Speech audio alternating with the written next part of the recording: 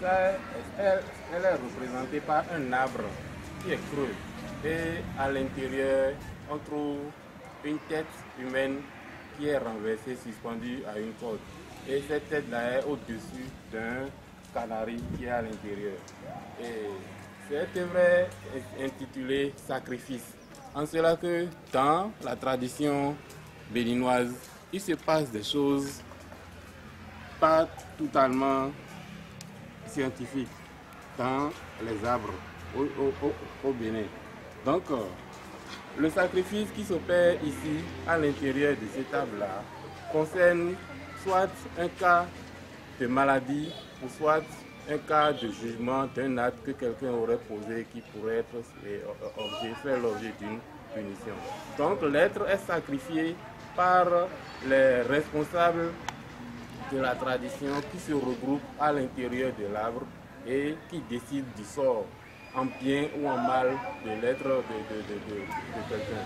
Donc à l'intérieur, il y a ce que nous voyons à l'intérieur ici, c'est un mélange de farine de maïs avec de l'huile rouge posé au-dessus.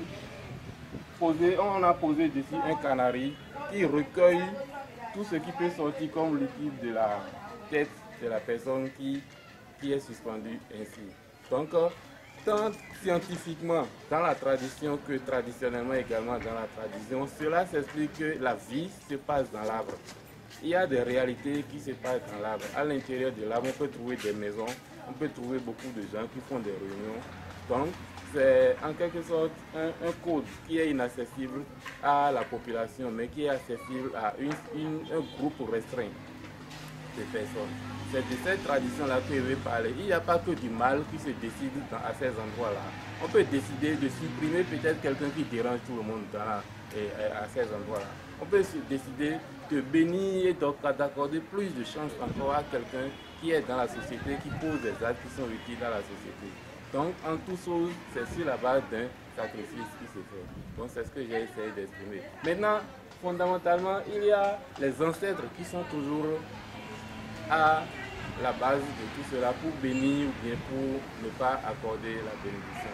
Il y a aussi le signe qui est ici, qui est le signe Chobé, qui est un signe positif, qui est un signe qui exprime le caractère positif de la tradition. Il y a plus de positif dans la tradition que de négatif. Les matériaux qui sont utilisés pour réaliser cette œuvre sont à la fois le plâtre, les raffias, la terre cuite, le fer pour la saigne et puis les coris.